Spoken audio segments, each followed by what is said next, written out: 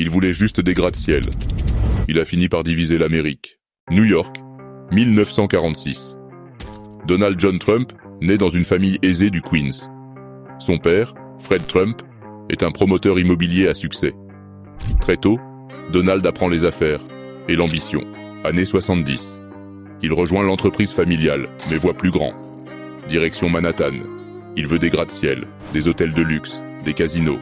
En 1983, la Trump Tower s'élève sur la 5e avenue. Vitrine de sa mégalomanie, symbole de son ascension. Il devient une célébrité, autant businessman que personnage médiatique. Années 90. Crise financière, dette, faillite. Mais Trump rebondit. Il fait de son nom une marque mondiale. Le colle sur des immeubles, des cravates, des émissions TV.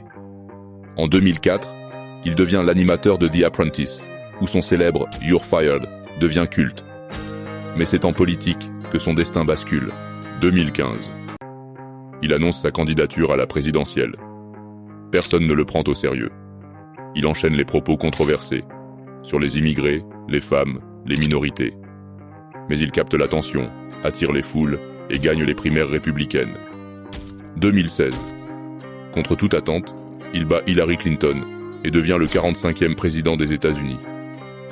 Durant son mandat, Trump mène une politique nationaliste, protectionniste et clivante. Il construit un mur à la frontière mexicaine, quitte les accords de Paris, affronte la Chine sur le commerce et transforme la communication politique via Twitter. 2020. En pleine pandémie, il perd face à Joe Biden, mais refuse le résultat.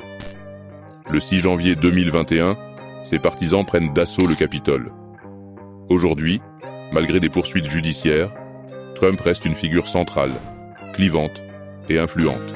Il est adoré par une partie des Américains, détesté par l'autre. Un homme devenu symbole d'une Amérique divisée. Self-made man ou populiste dangereux? L'histoire n'a pas encore tranché.